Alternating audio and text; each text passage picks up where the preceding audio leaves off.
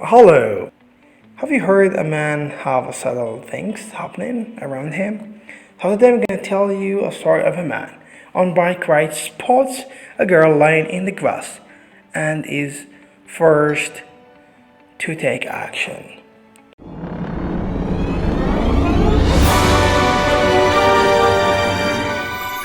Before you start, like this video, share it and subscribe.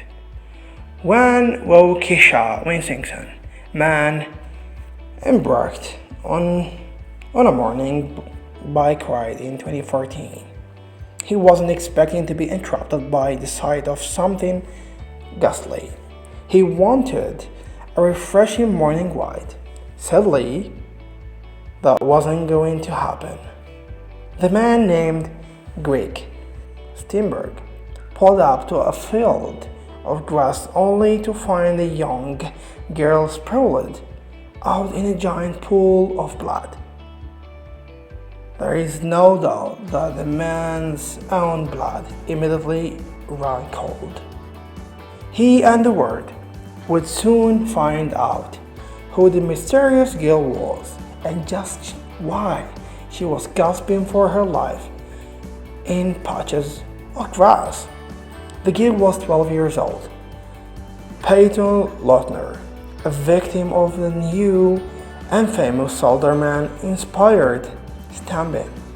Being a twin is hard for anyone, but little Pation eventually got the short end of the stick. Just one day before the cycle's discovery, Python attended a slumber party in celebration of her best girlfriend's birthday. A party that went horribly wrong. You see, the party we actually planned to aid in learning Python into the woods to brutally sacrifice her as an offering to the Slender Man. The wicked man was connected by none other than best girlfriends, Morgan Geisier. Peyton and Morgan were best friends for 2 years prior to that fateful night. They met when Peyton sat next to a lonesome Morgan in the school cafeteria. It was a friendship Peyton could eventually regret pursuing. When the girls entered 6th grade, Morgan befriended a girl named Anissa Weir. As the two lived in the same apartment complex, but Anissa had a side to her that would detonate whenever Python was around. Eventually, Morgan and Anissa would carpool to school together. Their friendship growing stronger, the two bonded over their shared interest in the popular internet meme, Slender Man. This interest slowly grew into a neurotic obsession, which frightened Python. Python's instincts were right. The Slender Man obsessions would lead to disaster. But who is Slender Man? Really? Was he a monstrous helmet created by some evil mastermind to manipulate American youths? In short, not at all. Back in 2009, a horror website called Something Awful hosted harmless Photoshop contests, encouraging site visitors to use their editing skills to make mundane photos look terrifying. Imagination has no limits.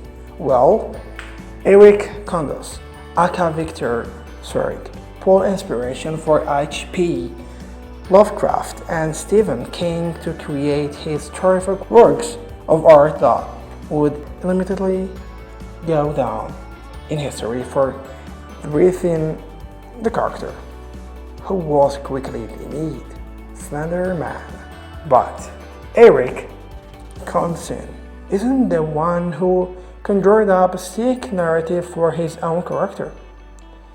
A various internet user created found footage series homemade video games, fun, fun art, and short creative stories featuring the tale faceless child's nature. The stories, which were posted all over her website, Creepypasta, often detailed the sweet dawning demand, preying on children, luring them into the woods, and persuading them to murder people in order to become members of his proxy. Well, okay then, but these disturbing, horror stories were all just fun and games for most people. Anyway, for Morgan, he was all too real. She ran an idea of becoming Slender Man's proxies by her new friend Anissa, who was immediately on board. Their innocent victim would be none other than Python. I was excited because I wanted proof that he excited because there were a bunch of skeptics out there saying he didn't exist, Anissa said of their Macberry team. After months of talking about the murder plot in code language, the two girls would invade Peyton to Morgan's birthday party, proceed to murder her in the depth of the forest, and then pack their bags and make the trek to Slender's mansion. Morgan and Anissa believed Slendy's mansion awaited them in a place called Nicollet National Forest in northern Wisconsin. They eagerly imagined and dreamed of the day Slender Man would welcome them home. The three 12-year-olds headed off to go play in David's Park. Morgan sneakily tucking a sharp kitchen knife into her waistband.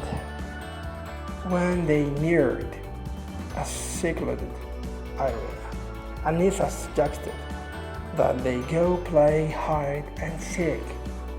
Python, being the unsuspecting person whose chance it was to hide first, she lay on the ground and coated herself in leaves and twigs, earnestly attempting to partake in this game. But whether Python was ready or not, Anissa ordered Morgan to go ballistic, go crazy. Python didn't know of the terror that would unfold.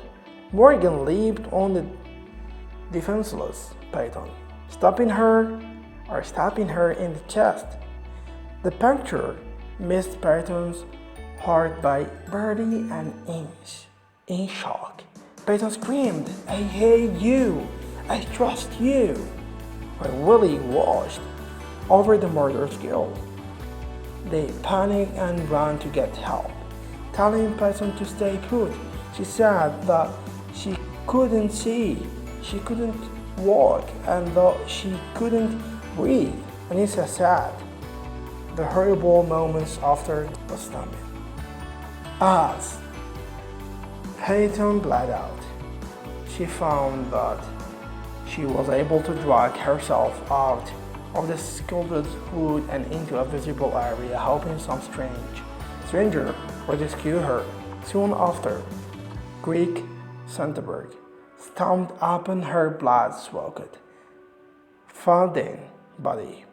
Ambulances were immediately on their way to Wisconsin Park, rushing to get Peyton to the hospital. When she arrived at the hospital, thankfully alive, two nurses painstakingly contained her stab wounds. Peyton was stabbed 19 times. She endured 6 hours of surgery, as 2 stabs had damaged her stomach and her livers. When Python awoke after her surgery, first to breathe, through a tube. She frankly muttered. She felt the twisted girls deserved no mercy and police had good news. When Washington County Police caught Anissa and Morgan walking along a highway, their clothes sounded red. They confused immediately. Morgan explained that she had to attempt to kill her dear friend Python. Otherwise, he would have massacred Morgan's whole family.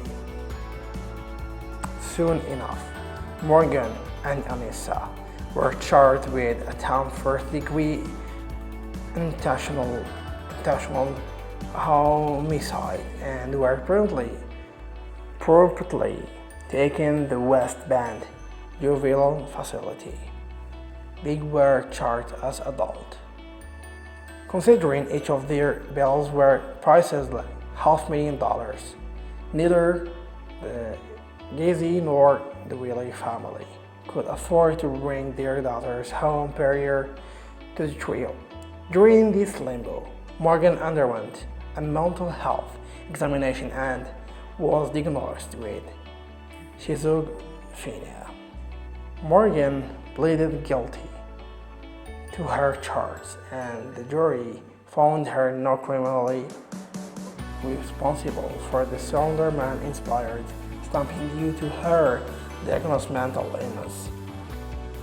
Morgan would spend the next 40 years in a mental health institution. Anissa pled guilty to second-degree murder, and though she wasn't diagnosed with any mental illness at the time, it was believed that